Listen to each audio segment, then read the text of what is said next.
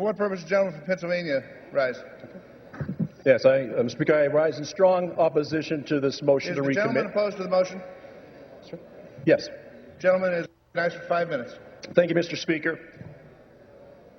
In 2011, we came to this House for one reason, and it was a motion to recommit. We recommitted to the people of the United States that we were going to change the way business was done in this town.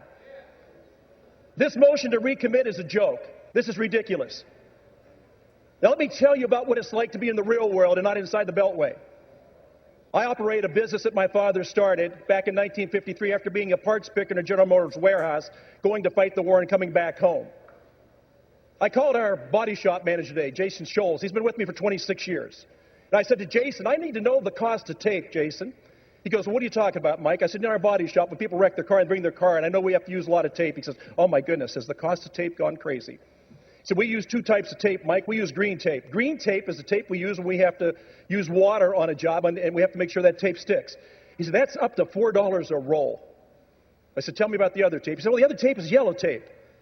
I said, yellow tape? Tell me what the yellow tape does. He said, that's when we're going to paint a car, and we don't have to use the green tape.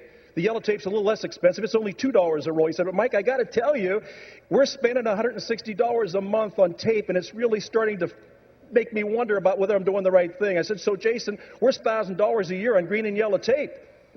He said, yes, we are. I said, Jason, you know what the cost of red tape is? He goes, I have no idea. We don't use red tape. I said, oh, yes, we do. It's $1.75 trillion.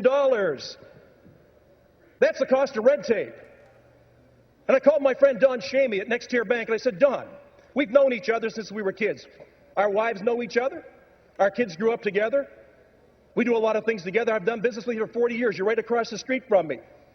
Don, tell me about the new regulations. He said, well, Mike, if you take a look at it, there's 1,100 pages now that are the definition of whether you're a qualified borrower or not. I said, it only took 1,100 pages for the government to determine what the definition is of a qualified borrower. Are you kidding me? Do you mean to sit here and say that you are serious? We renovated a ballpark in my hometown. A guy named Tom Bernatowski, veteran. It took us a couple $1 million to renovate our ballpark. The day we were going to open up, I got a call at the dealership and said, Mike, would you come down? I said, why? What's going on? He said, we're having trouble with the occupancy permit. So I went down to see. I said, so what's the problem? He said, well, here, come in the men's room. Let me show you what the problem is.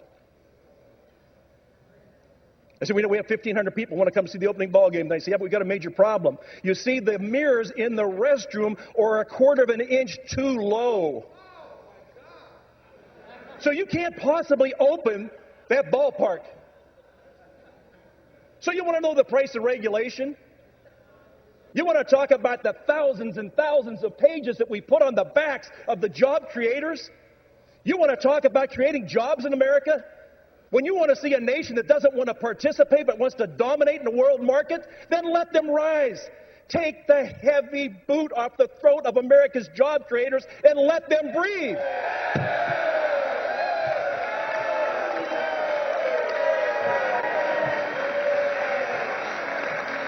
The jobs we are talking about are not red jobs or blue jobs. They are red, white, and blue jobs. They are not Democrat jobs or Republican jobs or independent jobs or libertarian jobs. They are American jobs.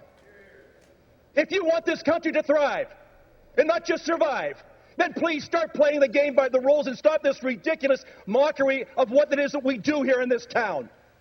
We are so out of touch with the American people. And you know what all this does? It adds layer after layer after layer of cost. And that cost is ultimately paid for by the American consumer. You want to have more revenues? Then let the tide rise for all boats. Let us be able to not only survive, but to thrive. I urge all my colleagues on both sides now, this is not a left or right issue. This is an American issue. I urge you to rise today and vote for H.R. 4078. Let's let America get back to work. And with that, I yield back.